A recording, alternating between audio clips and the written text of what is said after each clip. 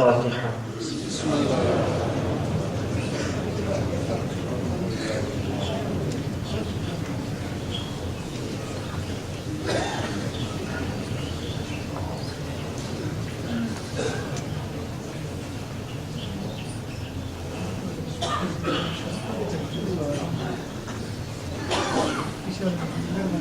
لا حول ولا قوة إلا بالله العلي العظيم. أعوذ بالله من الشيطان الرجيم. بسم الله الرحمن الرحيم. الحمد لله الذي أرسل رسوله بالهدى ودين الحق ليظهره على الدين كله ولو كره المشركون. الصلاة والسلام على سيدنا ونبينا وشفيع ذنوبنا وحبيب قلوبنا وطبيب نفوسنا مولانا بالقاسم محمد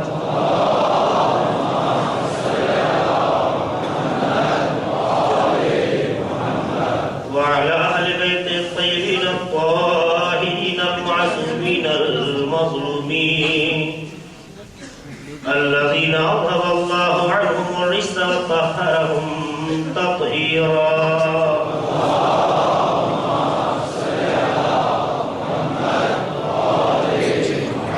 ولعنة الله على أعدائهم وغاصبي حقوقهم ومنكري فضائلهم أجمعين من ليلنا هذا إلى قيام يوم الدين.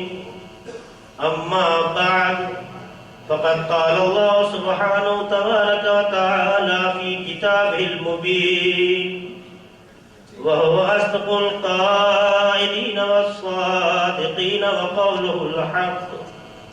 بسم الله الرحمن الرحيم. ألا بذكر الله تطمئن القلوب. صلوات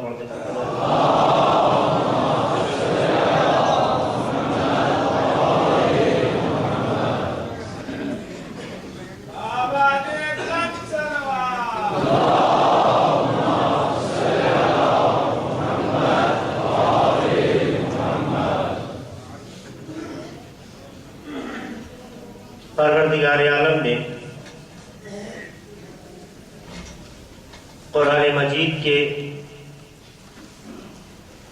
سورہ رات کی آیت نمبر 28 میں یہ جملہ ارشاد فرمایا الا بذکر اللہ تطمئن القلوب. آگاہ ہو جاؤ اللہ کے ذکر سے، اللہ کو یاد کرنے سے، اللہ کا تذکرہ کرنے سے دلوں کو اطمینان حاصل ہوتا ہے. آیت کا ترجمہ میں نے اس لیے جلدی کر دیا تاکہ ہماری گفتگو کا جو موضوع ہے وہ آپ کے ذہنوں تک آسانی سے پہنچ سکے. میرا موضوع ہے ذکر الہی کے اثرات انسانی زندگی پر. اگر آپ اس موضوع کو دیکھیں اور اس آیت جس کی میں نے تلاوت کی ہے اس کو دیکھیں تو آپ محسوس کریں گے کہ آیت کا ایک دوسرا یہ بیان ہے. الا بذکر اللہ، آگاہ ہو جاؤ کہ اللہ کے ذکر یعنی ذکر الہی سے تطمئن القلوب، دلوں کو آرام ملتا ہے، دل کو سکون ملتا ہے. دیکھیے اس موضوع کے انتخاب کی ایک وجہ تھی. انسان ترقی یافتہ زندگی میں جو کچھ زحمتیں اٹھا رہا ہے، جو کچھ پریشانیاں جھیل رہا ہے، صعوبتوں کی منزلوں سے جو خود کو گزار رہا ہے، اس کا صرف ایک ہدف ہے. وہ کیا؟ کچھ لوگ کہتے ہیں من کا سکون، کچھ کہتے ہیں دل کا سکون. آپ محنت کرتے ہیں، دھوپ سہتے ہیں، ٹھنڈک سہتے ہیں، پریشانیاں جھیلتے ہیں، صبح کو گھر سے نکلتے ہیں، شام کو گھر سے واپس آتے ہیں، چھ بسا مختلف ممالک کا سفر طے کرتے ہو، ایک ہدف یہ ہے کہ خود کو سکون مل سکے اور بچے سکون سے رہیں۔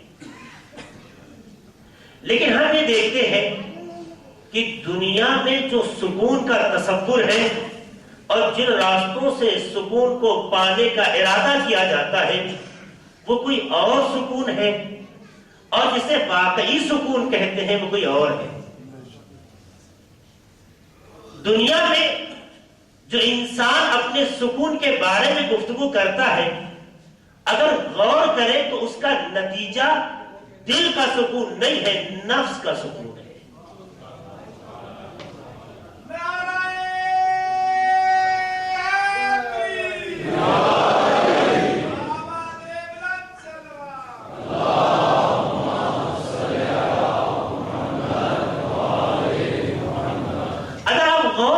سب کی بازگشت نفس کا سکون ہوتا ہے۔ اگر آپ غور کریں بات کے اوپر، کیوں؟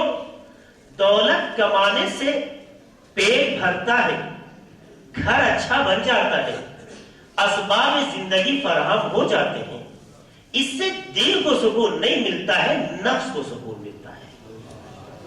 سماج کے بنائے ہوئے اصول سے نفس کو تسلی ہوتی ہے، دل کو نہیں۔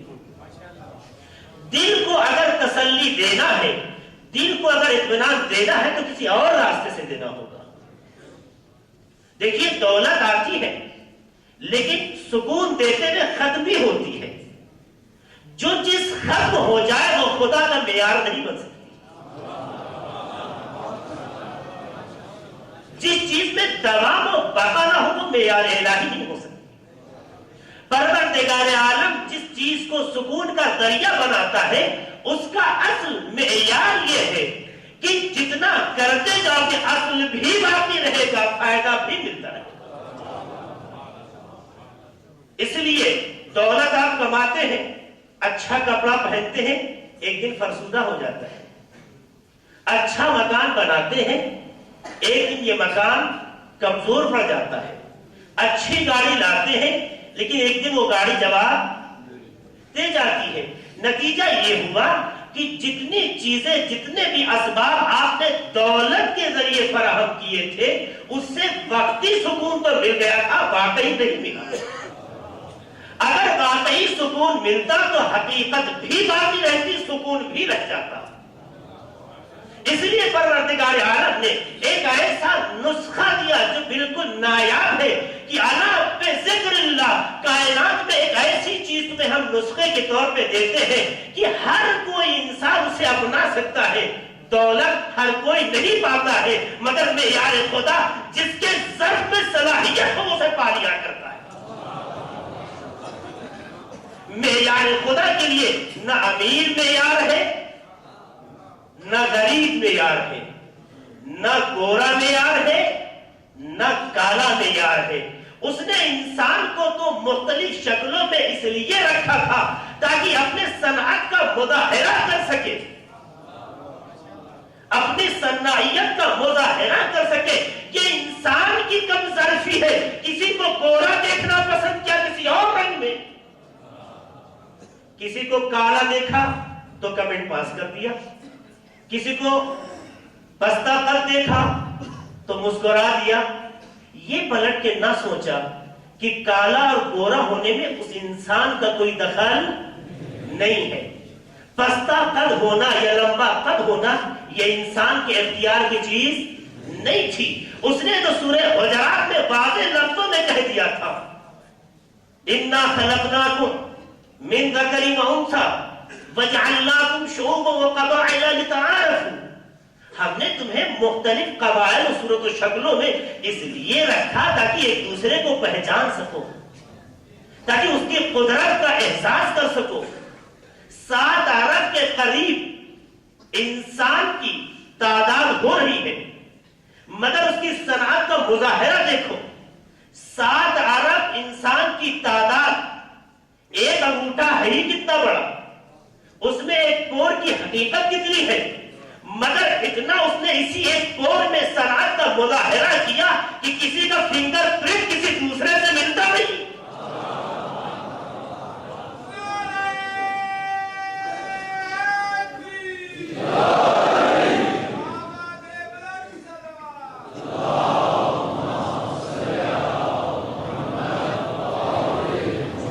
میری بات آپ غور سے سنتے رہیے. ایک ایک بات پہ توجہ دیجیے گا. میں کبھی انشاءاللہ نہ موضوع سے ہٹوں گا نہ آپ کو ہٹنے دوں گا. آپ غور کیجئے, جس پروردگار نے اپنی خلقت کا ایک ایسا مظاہرہ آپ کے سامنے رکھا, یہ کل مظاہرہ نہیں ہے, یہ اس کے خلقت کا ایک مظاہرہ ہے کہ ایک پور جس کو اگر آپ شکل کے دائرہ دے تو بہت بڑی شکل نہیں ہوگی, بہت بڑا دائرہ نہیں ہوگا, مگر اس میں بھی اس نے ریکھاؤں کو, اس نے لائنوں کو اس طریقے سے ترتیب دیا کہ 7 ارب کی عدد کم ہوگی, مگر اس کی صنعت پہ آج تک کوئی ضرب نہیں. تو پروردگار نے انسان کو بنایا ہے, چاہے کوئی کالا ہو, چاہے کوئی گورا ہو, چاہے کوئی موٹا ہو, چاہے کوئی دبلا ہو, چاہے کوئی لمبا ہو, چاہے کوئی پستہ قد ہو. اگر تمہیں ہنسنا ہے تو اس پہ ہنسو جو تمہارے اختیار کا ہے. اگر تمہیں کردار نہیں ہے تو ہنسو, با کردار ہو تو ایک جیسے ہو. سلامت محمد آل محمد پر.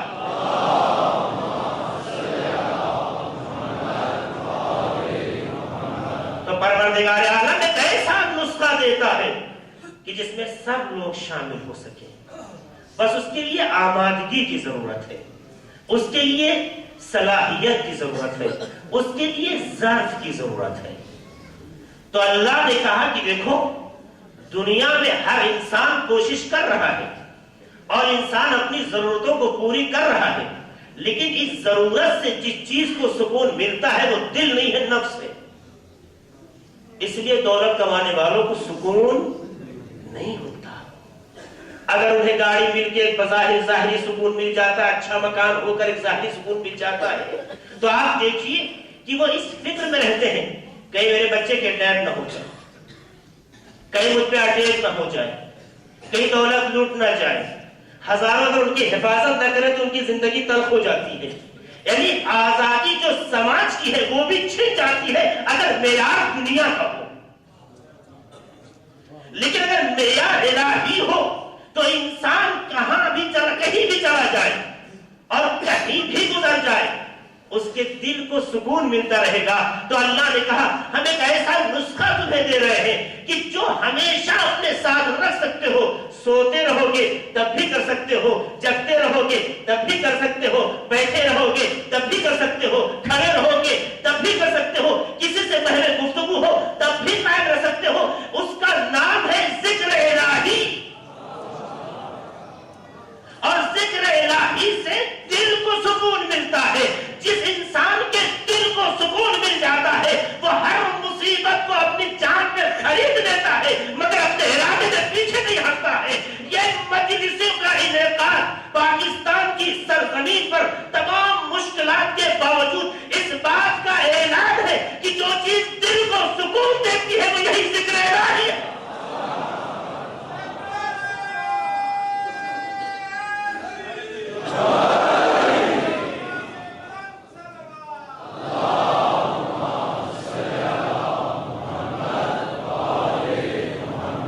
سچ بتائیے, جان کو جوکھے میں ڈالتا کون ہے؟ جان کو ہلاکت جیسی کیفیت میں ڈالتا کون ہے؟ ہر کوئی چاہتا ہے کہ جتنی ہماری زندگی ہے محفوظ رہ سیف کرے. ہر عقل مند اس تلاش میں ہے ہم وہ راستہ اپنائیں جس سے ہمیں سکون مل سکے. اور آپ سب نے طے کیا اور آپ اس حقیقت تک پہنچ گئے کہ گھروں میں بیٹھ کے دل کو سکون نہیں ملتا, چھپ چھپا کے رہنے سے دل کو سکون نہیں ملتا. جس چیز سے دل کو سکون ملتا ہے اس کا نام ہے ذکر الہی. میں بعد میں ذکر الہی کے مصادیق بیان کروں گا, لیکن آپ کا ان مشکلات کے باوجود یہاں حاضر ہونا اس بات کا اعلان ہے کہ جو چیز سکون دے سکتی ہے اس کا نام ہے ذکر الہی اور ذکر حسین. کیوں؟ اس لیے کہ اس ممبر سے ملتا کیا ہے؟ آغاز دیکھیے تو اللہ کے نام سے، انجام دیکھیے تو اللہ کے نام پر، درمیان میں جو گفتگو ہے وہ یا قرآن ہے یا حدیث ہے، کیا اس سے ہٹ کے کچھ ہے؟ لیکن اس کے باوجود بھی دشمن کی نگاہ میں یہ ممبر خار بنا رہتا ہے۔ کیوں؟ ایک لمحے فکریہ ہے۔ دنیا میں ہزاروں اجتماع ہوتے ہیں، دنیا میں ہزاروں جو ہے پروگرامز ہوتے ہیں، نہ وہاں کوئی اٹیک ہوتا ہے، نہ کوئی حادثہ ہوتا ہے، نہ اس کے خلاف کوئی آواز اٹھتی ہے۔ لیکن کیا بات ہے، 1400 برس گزر گئے مگر یہ آواز بند نہ ہوئی دشمن کی، اور شدت پہ شدت اپناتا چلا جا رہا ہے۔ کیا وجہ ہے؟ اس کی ایک بنیادی وجہ یہ ہے کہ دنیا کے جتنے پروگرامز ہیں اس کا آغاز بھی نفس ہے، اس کا انجام بھی نفس ہے، یا یہ کہہ دیا جائے اس کا آغاز واہ واہی ہے یا کچھ سیاسی مفاد حاصل کرنا ہے۔ لیکن یہ ذکر وہ ذکر ہے جس پہ شعور بیدار ہوتا ہے، ضمیر بیدار ہوتا ہے، قوم سو نہیں پاتی۔ اگر کبھی حالات کی چادر پڑ بھی جائے تو چاند نمودار ہوتے ہی 2 مہینہ 8 دن کی تربیت میں ایسا اتار دیتا ہے کہ دشمن کا سارا حربہ ناکام ہو جاتا ہے، چونکہ اس سے ضمیر زندہ ہے، شعور زندہ ہے، ظلم کا سر جھکا رہتا ہے، ظالم کامیاب نہیں ہو پاتا ہے، اس لیے اس کی مخالفت ہے۔ ورنہ یہاں سے وہی بات کہی گئی جو پروردگار نے کہی ہے، وہی پیغام پہنچایا گیا ہے جو رسول نے فرمایا ہے، وہی بات کہی گئی پہلے بیت میں، جہاں پر انسان کی تربیت ہو وہ جگہ ذکر الہی بنے گی، یہ جہاں نفس کی پرورش ہو وہ ذکر الہی بنے گی۔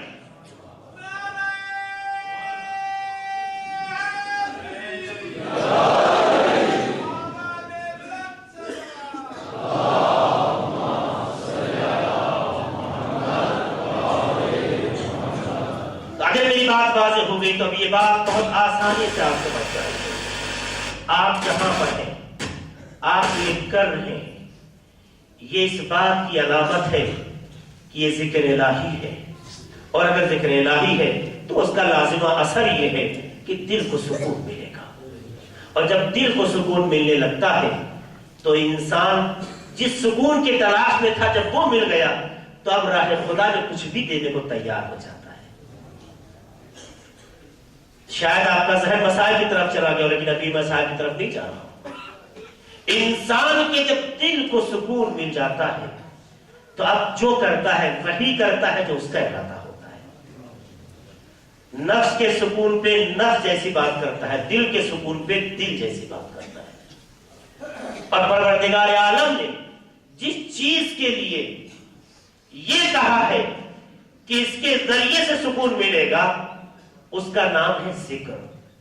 تو یہ ذکر کیا ہے؟ ما ہوا ذکر؟ ذکر ڈیفینیشن کیا ہے، تعریف کیا ہے؟ ذکر کی تعریف میں پہلے میں 2 جملہ کہوں گا علماء اہل لغت کا۔ ذکر کا 2 مفہوم پیش کیا ہے۔ کہا ذکر فراموشی اور غفلت کے مقابل آتا ہے۔ ذکر یعنی یاد دہانی، ذکر یعنی متوجہ رہنا، غفلت یعنی عدم توجہ۔ انسان کسے کہتے ہیں؟ غافل کسے کہتے ہیں؟ جس پہ ایک اچھی بات توجہ نہ ہو، جس کے پاس فراموشی ہو، جو نسیان کا شکار ہو، اسے غافل کہتے ہیں۔ لیکن جس کے پاس نسیان نہ ہو اسے کیا کہیں گے ہم؟ ذاکر۔ محسوس کیا آپ نے ذاکر کسے کہتے ہیں؟ ذاکر اسے کہتے ہیں جو غافل نہ ہو، اور عدم ذاکر اسے کہتے ہیں جو غافل ہو۔ تو فراموشی اور غفلت کے مقابل آتا ہے ذکر، یعنی یاد دہانی، بیداری، توجہ۔ اور ایک ذکر کا مطلب ہے کہ جو چیز آپ نے عالم شہود میں دیکھی ہے اس کا ذہن میں لانا، جو آپ نے چیز پڑھی ہے، جو آپ نے چیز دیکھی ہے، جب اس تصور کو آپ ذہن میں لاتے ہیں، اس تصور کا بھی نام کیا رکھا گیا؟ ذکر. اور کہتے ہیں کہ اسی لیے عربی میں لڑکے کو ذکر کہتے ہیں چونکہ وہ نسل کی بقا کا ضامن ہوتا ہے. دیکھیے کہاں لے گئے علماء لغت اس جملے کو.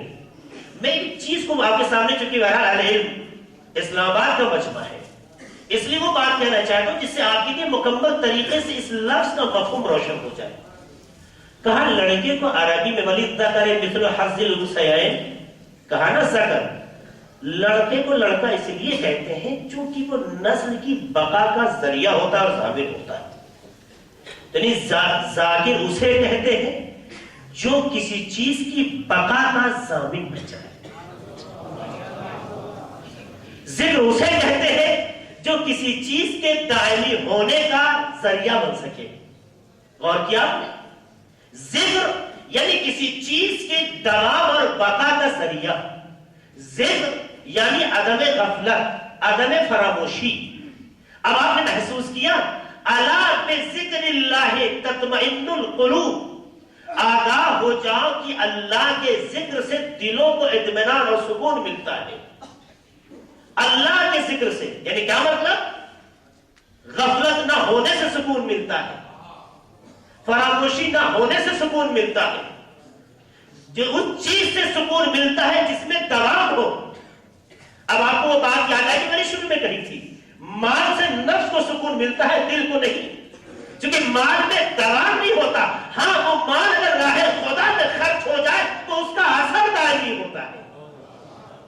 وہ ایک دوسری چیز ہے، میں ادھر نہیں جانا چاہتا. تو یہ ہے ذکر. تو جب ذکر کا مطلب ہے عدم غفلت، عدم فراموشی، تو ذکر الہی کا مطلب یہ ہے کوئی لمحہ بھی پروردگار کی یاد سے خالی نہ ہو. کوئی بھی لمحہ پروردگار کی یاد سے خالی نہیں ہونا چاہیے. جہاں یاد سے خالی ہو جائے اسے غفلت کہتے ہیں، جہاں یاد سے خالی ہو جائے اسے نسیان کہتے ہیں. نسیان اس پر ہوتا ہے جو خدا کے تصور سے غافل ہو جائے. آپ کا ذہن متوجہ نہیں ہوا؟ نسیان اس پر ہوتا ہے جو خدا کے تصور سے غافل ہو جائے. جس رسول کے لیے تمام کتب حدیثی نے یہ بات لکھی کہ رسول سوئے بھی تو بیدار ہے. تو جب ذکر کا ظاہری اثر یہ ہے کہ غافل نہیں ہے، تو جو ذاکر اہل ذکر ہو وہ غافل کیسے ہو سکتا ہے؟ یا پھر نسیان کیسے عارض ہو سکتا ہے؟ سلامت محمد والے محمد پر.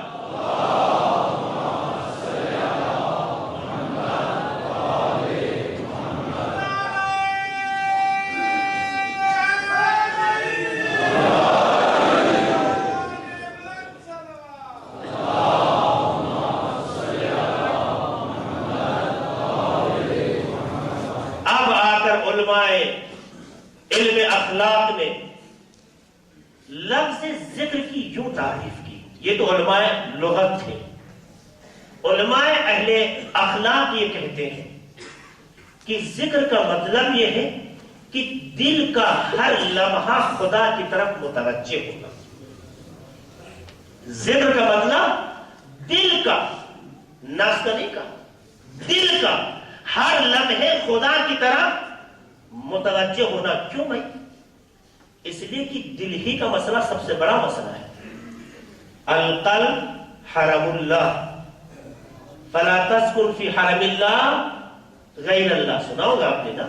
یہ دل حرم الہی ہے، لہذا اس حرم میں کسی غیر خدا کو جگہ دینے پہ منع ہے. لیکن جسے خدا کہے کہ میری جگہ رکھ سکتے ہو، جسے رکھنے کا خدا حکم دے دے، چونکہ اس نے حکم دیا ہے تو جس کا اختیار ہوتا ہے اس کی مرضی. اب کوئی قابل نہ ہو تو ہمارا قصور کیا ہے؟ ہم نے غیر خدا کو جگہ نہیں کی ہے، اسی کو جگہ دی ہے جو خدا ہو یا جس کے بارے میں خدا نے حکم دیا ہو. جب یہ چیز اس کی ہے تو اس کی مرضی کی کسے اصلاح میں جان لے. اب اگر کوئی کسی قابل نہ ہو تو وہ اپنے ذات کو تلاشے کہ قصور کس کا ہے. ہمارے جگہ دینے پہ بحث نہ کرو، اس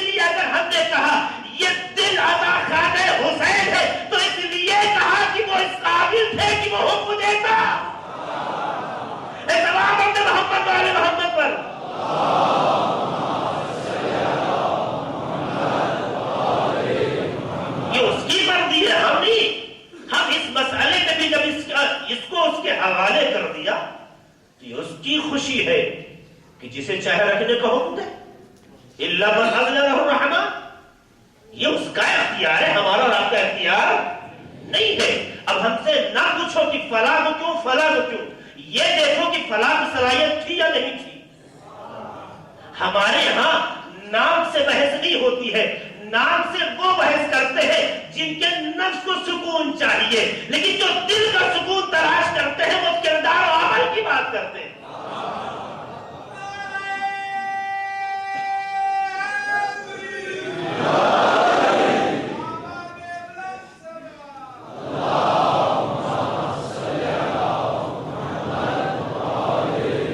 اور میری بات سے آپ اتفاق کریں گے، آپ قرآن کی تعبیر دیکھیے، معیار سے گفتگو ہے۔ پیغمبر کی اکثر تعبیر دیکھیے، معیار سے گفتگو ہے۔ لَأُعْطِيَنَّ رَأْيَةَ غَدَرٍ رَجُلًا كَرَّارًا، غیر فرار نام نہیں لیا ہے۔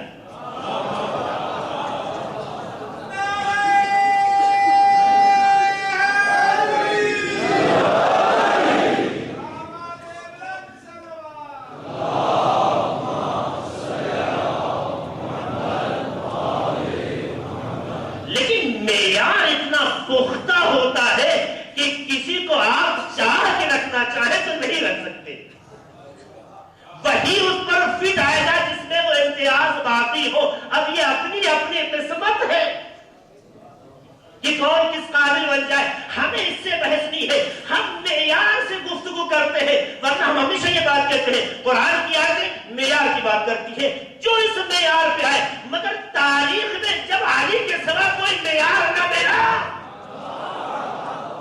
تو یہ لوگوں کی بدنصیبی ہے، نہ تاریخ کی بدنصیبی ہے، نہ حقیقت کی کمزوری۔ سلام محمد والے محمد پر۔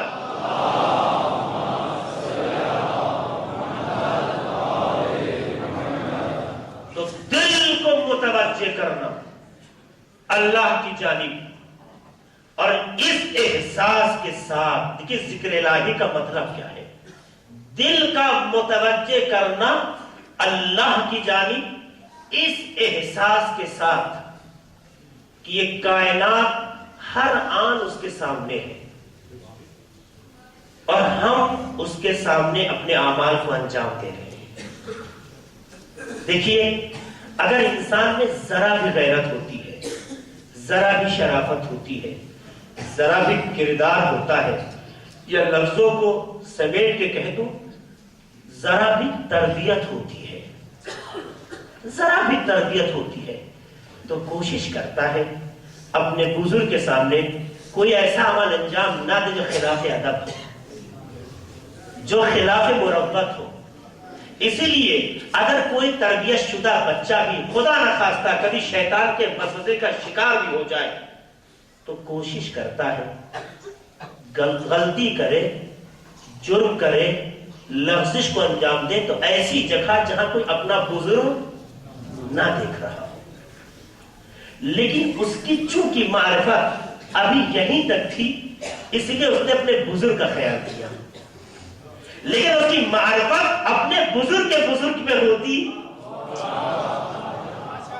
اپنے بزرگ سے بزرگ پہ ہوتی تو ہمیشہ یہ محسوس کرتا ہم کہیں بھی چھپ جائیں، وَلَوْ كُنْتُمْ فِي بُرُوجٍ مُشَيَّدَةٍ، اگر مضبوط قلعے میں بھی چھپ جائیں مگر چھپایا اس سے جاتا ہے جو دیکھنے میں آنکھوں کا محتاج ہو، جو دیکھنے میں آنکھوں کا محتاج نہیں ہے، اس سے چھپنے کی کوشش کرنا خود کے غافل ہونے کی علامت ہے۔ تو گناہ ذاکر نہیں کرتا ہے، غافل کرتا ہے۔ تو ذکر الہی کا سب سے پہلا اثر یہ ہوگا کہ انسان گنہگار نہیں ہوتا۔ کیوں؟ اس لیے کہ ہر لمحہ پروردگار کے وجود کا احساس کرتا ہے۔ یاد ہے نا واقعہ جناب یوسف، جب زلیخا نے، اگرچہ جناب زلیخا کردار کی اس منزل پہ پہنچ گئی، کردار کی اس منزل پر پہنچ گئی کہ سلام کرنے کو دل کہتا ہے، اگرچہ ان کا عشق ظاہری تھا لیکن چونکہ سچا تھا تو وہ عشق ان کو حقیقی عشق تک لے چلا گیا، اور جب اس عشق تک پہنچ گئی تب یوسف کا عشق کمزور نظر آنے لگا۔ تاریخ آپ کے سامنے ہے، میں اس وادی میں نہیں جانا چاہتا ہوں، لیکن جو بات شاہد مثال رکھنا چاہتا ہوں وہ یہ ہے، جب زلیخا نے اپنے تصور میں پردہ ڈال دیا اور کہا آپ تو نہیں دیکھ رہا ہے، تو جناب یوسف کا کیا جواب تھا؟ میرا خدا دیکھنے میں اس چیز کا محتاج نہیں ہے، وہ دیکھنے میں اس چیز کا محتاج نہیں ہے جس پہ پردہ ڈال دیا جائے اور دیکھنے کی صلاحیت نہ رہے۔ اگر یہ احساس انسان کے اندر ہو جائے تو اسی کو ذاکر کہتے ہیں، اسی کو یاد کرنے والا کہتے ہیں، اسی کو ذکر الہی میں غرق رہنے والا کہتے ہیں۔ تو جب ایسا ذاکر ہوتا ہے تو خدا کا بھی کرم دیکھیے، جو یوسف ایک غلام کی حیثیت سے لائے گئے تھے، اس ذکر میں اس منزل میں پہنچا دیا کہ اب انہیں مصر کی جگہ میں دکھائی دینے لگے۔ پروردگار نے وعدہ کیا اگر تمہاری معرفت سچی ہو اور ہماری طرف تم بڑھتے ہو تو ہم تمہیں اس مقام پہ پہنچا دیں گے جہاں شہرت بھی ہے، عزت بھی ہے، دولت بھی ہے، اور کائنات تمہارے سامنے سردریف ہو جائے گا۔ ایک جواب ہے کہ محمد والے محمد پر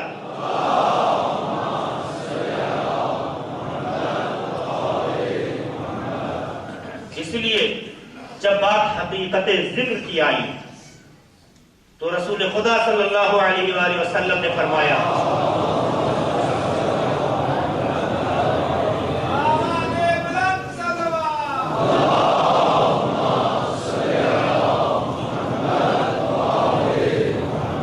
رسول خدا نے فرمایا من اطاع اللہ فقد ذکر اللہ، جس نے خدا کی اطاعت کی اس نے خدا کو یاد کیا۔ وَإِن قَلَّتْ صَلَاتُهُ وَصِيَامُهُ وَقِرَاءَتُهُ، چاہے اس کی نماز، اس کا روزہ اور قرآن کی تلاوت کم ہی کیوں نہ ہو۔ دیکھیے یہ بات کم ہی کیوں نہ کہہ کے رسول نے بتایا مقدار خدا کا معیار نہیں ہے، اخلاص خدا کا معیار ہے۔ مقدار دیکھ کر انسان نفس کو سکون پہنچاتا ہے۔ ہم نے اتنا تبرک لگا دیا، ہم نے اتنا پیسہ دیا، مقدار اس کے سامنے رکھو کہ جو عددوں میں آ کر گھٹنے ٹیک دے، اس کے سامنے مقدار کی حیثیت کیا، جہاں عدد میں کوئی دم ہی نہ ہو، جہاں عدد میں کوئی دم ہی نہ ہو، یعنی پروردگار کے سامنے۔ اس لیے اس کی یہاں مقدار کی حیثیت نہیں ہے، اخلاص کی حیثیت ہے۔ اس لیے رسول نے کہا من اطاع اللہ فقد ذکر اللہ، جس نے اللہ کی اطاعت کی اس نے اللہ کو یاد کیا۔ وَإِن قَلَّتْ صَلَاتُهُ وَصِيَامُهُ وَقِرَاءَتُهُ، چاہے اس کی نماز، اس کا روزہ اور اس کے تلاوت قرآن آداب کے اعتبار سے کم ہی کیوں نہ ہو۔ وَمَنْ عَصَى اللَّهَ فَقَدْ نَسَى اللَّهَ، اور جس نے خدا کی نافرمانی کی اس نے خدا کو بھلا دیا۔ وَإِنْ كَثُرَتْ صَلَاتُهُ وَصِيَامُهُ وَتِلَاوَتُهُ الْقُرْآنَ، چاہے اس کی نمازیں کتنی ہی زیادہ کیوں نہ ہو، اس کے روزے کتنے ہی زیادہ کیوں نہ ہو، تلاوت قرآن میں وہ کتنا ہی بڑا قاری کیوں نہ ہو، اگر اللہ کی نافرمانی کی تو اللہ کو بھلا دیا، اور جو اللہ کو بھلا دیتا ہے پھر اللہ سے اس کا کوئی ربط نہیں رہ جاتا ہے۔ کیوں؟ اس لیے کہ انسان جسے یاد کرتا ہے وہ اس کا ضامر ہوا کرتا ہے۔ اگر اللہ کو یاد کرے تو اللہ ضامر ہے۔ تو حقیقت ذکر یہ ہے کہ اللہ کی اطاعت ہونا چاہیے۔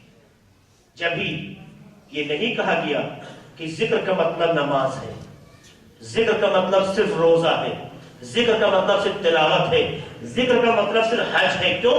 اس لیے کہ جن اذکار کو آپ اگر ذکر کہیں ہیں مگر وہ اپنے زمانے کے اعتبار سے محدود ہے، نماز خاص وقت میں ہے، حج خاص زمانے میں ہے، راہ خدا میں انفاق بھی ایک خاص پیریڈ میں ہوتا ہے، خمس و زکات کا ایک خاص زمانہ ہے، لیکن پروردگار چاہتا ہے ہر لمحہ آپ ذاکر ہو، ہر لمحہ اس کا ذکر کریں۔ تو پھر ذکر کیا ہے؟ کہ ہر وہ شے، ہر وہ چیز جس میں اللہ کی اطاعت شامل حال ہو، وہ ذکر ہے۔ لہذا اگر راستہ چلتے ہوئے اس ارادے سے چل رہے ہیں کہ خدا نے یہ طاقت کی ہے جو چل رہے ہیں، یہ چلنا ذکر ہے۔ اگر کسی مومن کی عادت کے لیے قدم بڑھ رہے ہیں تو ذکر ہے۔ اگر کسی محتاج کی مدد کے لیے قدم آگے بڑھ رہے تو ذکر ہے۔ اگر یہ آنکھیں وہاں دیکھ رہی ہے جہاں اس کا ارادہ ہے، وہ ذکر ہے۔ اگر یہ زبان بول رہی ہے، ایسی بات کہہ رہی ہے جو اس کی مرضی کے مطابق ہے، تو یہی ذکر ہے۔ اس کا مطلب یہ ہے کہ انسان ایک لمحے میں اگرچہ قانون یہ ہے دو کام نہیں کر سکتا، لیکن اگر خدا کے ساتھ کر لے تو ذکر بھی کر سکتا ہے، اپنا عمل بھی انجام دے سکتا ہے۔ سلام پڑھتے محمد والے محمد پر۔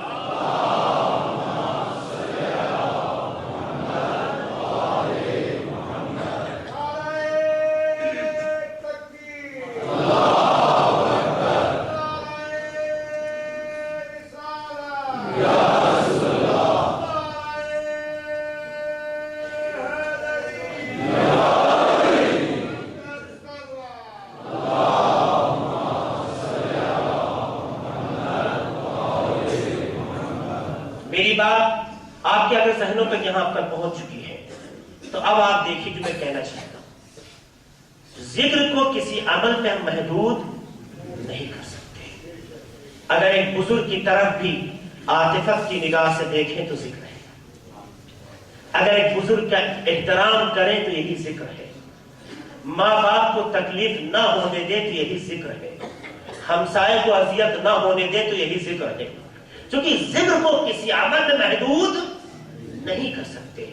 ہر وہ عمل جو اس کی مرضی کے مطابق ہو فہو ذکر اللہ۔ بس آپ کو یہ دیکھنا ہے کہ یہ عمل اس کی مرضی کے مطابق ہے کہ نہیں۔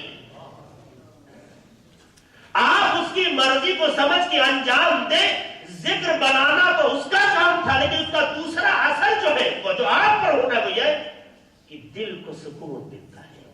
انصاف سے بتاؤ، اگر کسی مصیبت زدہ کو کبھی آپ سہارے کی شکل میں آگے بڑھ کر سہارا دیتے تو دل کو سکون ہوتا ہے کہ نہیں؟ اگر راستے میں کسی پریشان حال کی آپ مدد کر دیں، چاہے راستے کو پار کرانے کی حد تک ہو، عمل کو آپ طے نہ کریں کہ چھوٹا یا بڑا۔ چھوٹا اور بڑا یہ محدود نگاہوں کی علامت ہے۔ اس کی نگاہ میں نہ کوئی عمل چھوٹا ہے نہ بڑا ہے، وہ تو یہ دیکھنا چاہتا ہے کہ عمل میری مرضی کے مطابق ہے کہ نہیں۔ اگر چھوٹا بھی ہوگا تو ہر بڑے سے بڑا ہو جائے گا۔ تو بڑا بنانے کی تلاش آپ کو نہیں کرنا ہے، آپ کو صرف چلنا ہے، بقیہ کام اس کا ہے۔ وہ کتنا بڑا بنا دے یہ اس کی مرضی ہے۔ تو اب جب یہ بات سمجھ میں آ گئی کہ ہر عمل جو اس کی مرضی کے مطابق ہو وہ ذکر ہے، اور دل کا ہر آن اس کی طرف متوجہ ہونا یہ ذکر الہی ہے، تو اب یہیں سے بات شروع ہوتی ہے کہ جب پروردگار کا ذکر کرنا ہے تو ذکر کیسے کرے؟ کسی کے بھی ذکر ہو تو اس سے پہلے اس کی معرفت سے، جب تک خدا کی معرفت نہ ہو ہم ذکر نہیں کر سکتے، لیکن خدا کی معرفت سے پہلے اپنی معرفت سے۔ حقیقت امر یہ ہے کہ ہم میں سے اکثریت وہ ہے جو آج تک خود کے بارے میں نہیں جان سکی۔ ہم کیا ہیں، ہم کہاں سے آئے ہیں، ہم کو کہاں جانا ہے، ہمیں اس نے پیدا کیا ہے۔ دنیا کا اصول یہ ہے جب کوئی کسی کو گفٹ دے تو اس کے عوض میں اس کے مقابل میں آپ اسے کچھ پیش کریں۔ ہوتا ہے کہ نہیں ہوتا ہے؟ پروردگار کی یہ نعمت ہے جو آنکھ اس شکل میں دی کہ آج بھی سائنس محو حیرت ہے۔ ایک آنکھ چھوٹی سی ایسی شکل کی دی کہ سائنس محو حیرت ہے۔ اعضائے بدن کو ایسا بنایا کہ ہر اہل علم محو حیرت ہے، اگر آپ دیکھیے دل کے لیے جب مشینری بنائی گئی تو ایک کمرہ جیسا نظر آیا. دیکھیے انسان نے اگر کوشش کی ایک دل کے لیے جو خاص جگہ میں پروردگار نے ایک مختصر سی حیثیت کے ساتھ رکھا، لیکن جب انسان نے علم کا سہارا لے کر اس جیسی کوئی چیز بنانے کی کوشش کی تو ایک کمرے کو اسے بسانا پڑ گیا. کیا انسان نے کبھی خود کے بارے میں سوچا؟ دیکھیں، کیا انسان نے کبھی خود کے بارے میں سوچا؟ اگر خود کے بارے میں سوچتا تو خدا کو پہچانوانے میں مشکل نہ ہوتی. خدا آسانی سے پہچان میں آ جاتا. انسان نے خود کو نہیں پہچانا. جو اللہ نے اس کے اندر کمالات و امتیازات، یہ چہرہ، یہ صورت و شکل دی ہے، اگر انسان پہ غور کرنے لگے تو یہ محسوس کرے گا کہ سب نعمت الہی ہے. اور جب ہر نعمت کا ایک شکر ہے تو پروردگار کا بھی شکر ہونا چاہیے. لیکن دنیا کا اصول یہ ہے کہ جب کوئی چیز ہمیں دیتا ہے تو ہم اسے اس کی ہی چیز نہیں پلٹاتے. اگر اسی کی ہی چیز پلٹا دے تو یہ کہے گا کہ کتنا بڑا جو ہے بے غیرت ہے، غیر منصف ہے، بد اخلاق ہے کہ اس نے میرے ہی کی چیز مجھے دے دی. تو عام دنیا میں گفٹ کو واپس کرنے کا طریقہ یہ ہے کہ کوئی ایسی چیز دے جو آپ کی ہو اور جس کو دیا جا رہا ہے اس کے شان کے مطابق ہو. غور کیجیے گا، جو چیز آپ اسے دے رہے ہو اس کی شان کے مطابق ہو. اگر اس کے شان کے مطابق نہ ہو تو گفٹ نہیں. اگر اسی کی دی ہوئی چیز پلٹا دے تو یہ تحفہ نہیں، بلکہ وہ یہ ہوگا کہ آپ نے اس کی توہین کر دی، جو اس کی چیز سے واپس کر دی. ظاہر خدا نے ہمیں نعمتیں دی، تقاضا اس نعمت اور ہدیے کا یہ ہے کہ ہم بھی اس دنیا کے کم سے کم بنا اصول کے مطابق، کم سے کم دنیا کے بنا اصول کے مطابق ہم اسے کچھ واپس کریں. تو کیا دیں؟ ایسی چیز ہونی چاہیے جو آپ کی ہو. غور کیجیے گا، آخر تک سنیے گا غور سے. ایسی چیز ہو جو آپ کی ہو، اور ایسی چیز ہو جو جسے دی جا رہی اس کی شان کے مطابق ہو. اس کی شان کے مطابق ہو. اب آپ بتائیے کائنات میں کیا چیز ہے جو شکر نعمت الہی کے عوض آپ دے سکیں؟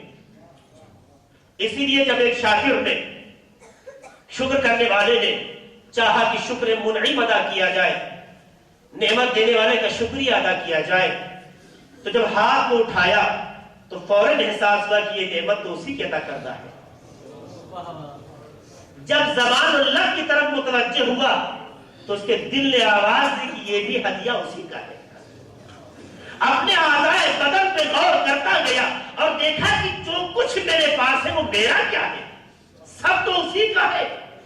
ابھی محض حیرت تھا، اسی حیرانی کے آواز آئی، یا عبدی شکر النعم ترک النعم. اے میری مخلوق، نعمت کا شکریہ یہ ہے کہ نعمت کو پہچان لو، یہ جان لو کہ اس کا عطیہ ہے تو اسے وہاں استعمال کرو جہاں اس نے چاہا ہے. ایک آواز ہے محمد والے محمد پر.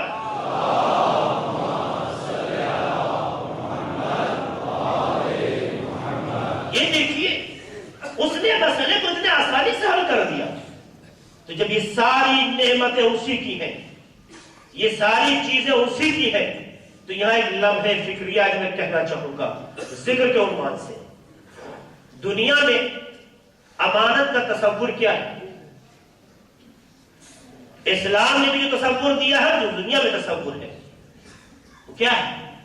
ہر ذی عقل کہتا ہے امانت کا اصول یہ ہے کہ امانت رکھنے والے نے جو چیز آپ کے پاس رکھی ہے اسے اس وقت تک ویسے ہی رکھے جب تک وہ سامنے والا جس نے امانت دی ہے اسے واپس. یہ پہلا اصول.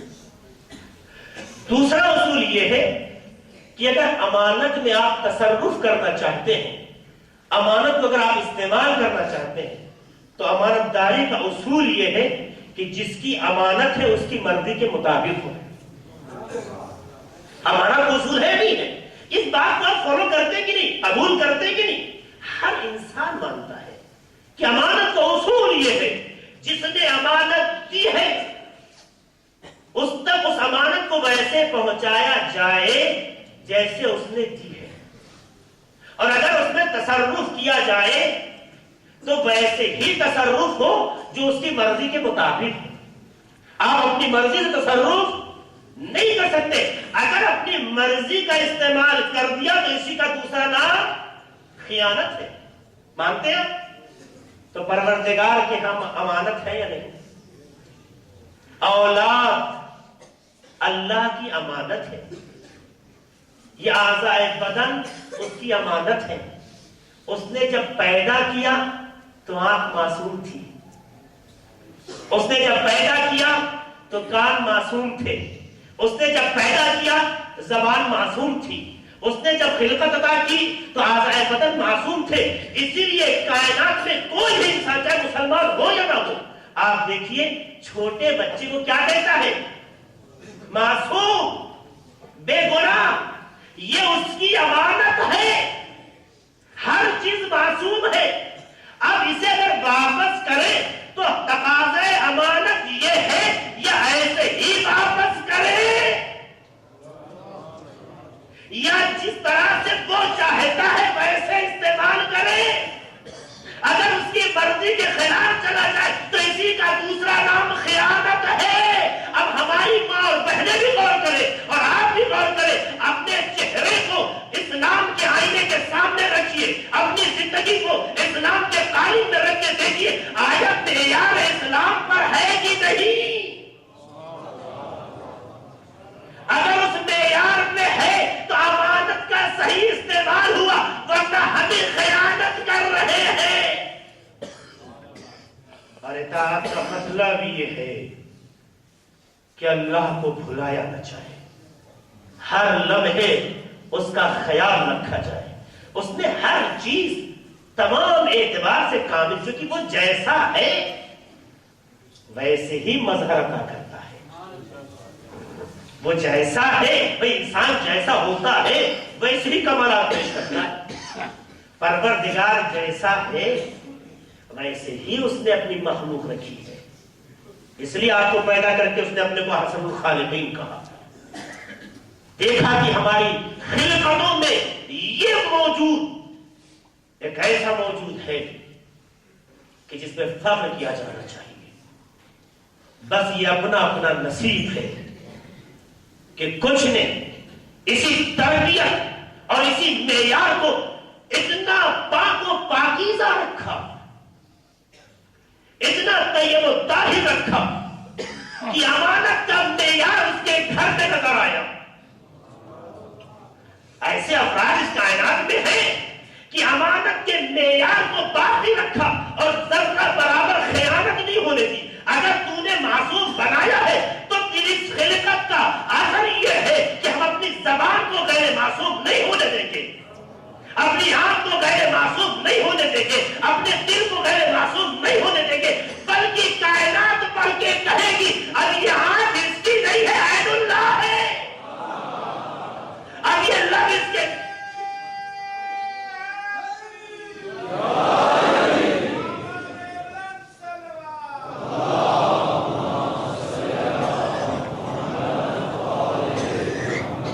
اب یہ آنکھ اگرچہ اس وجود میں ہے مگر چونکہ اس کی امانت کے مطابق ہے اور اس کا کردار اس امانت کا مظہر ہے تو آنکھ اس کے پاس ہے مگر عین اللہ ہے، لب اس کے پاس ہے مگر شفقت اللہ ہے، زبان اس کے پاس ہے مگر لسان اللہ ہے، قلب اس کے پاس ہے مگر قلب اللہ ہے، چہرہ اس کے پاس ہے مگر وجہ اللہ ہے۔ تو اس کا مطلب یہ ہے ہر چیز الہی بن سکتی ہے اگر امانت کے معیار میں خیانت نہ ہونے دے۔ اہل بیت کو اسی لیے دل میں جگہ دیتے ہیں کہ پروردگار کے معیار میں خیانت نہیں ہونے دی۔ اور وہ صرف اہل بیت کی بات نہیں ہے، ان کے آغوش میں پلنے والے بچے بھی وقت کے اتنے بڑے باکردار بن گئے کہ اگر عصمت کی مجبوریاں نہ ہوتی تو بہت سی شخصیتوں کو معصوم بنا کے کھڑا کر دیا، مگر ہے کوئی کائنات میں جو جناب عباس کے کردار میں علامت سوال کھڑا کر دے؟ ہے کوئی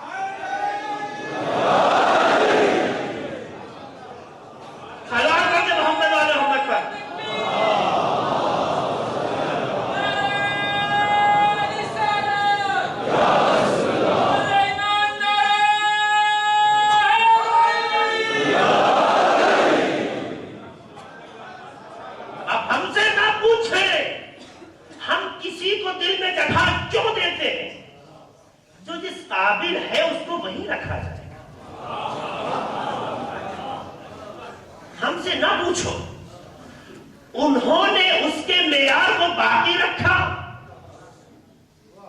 تو یوسف، جناب یوسف کی زندگی دیکھی، تو جناب یوسف کی اگر زندگی ایسی ہو سکتی ہے تو فخر یوسف پہ بحث کیا؟ یہ ہم نہیں کر رہے، یہ تو اس کا اپنا معیار ہے۔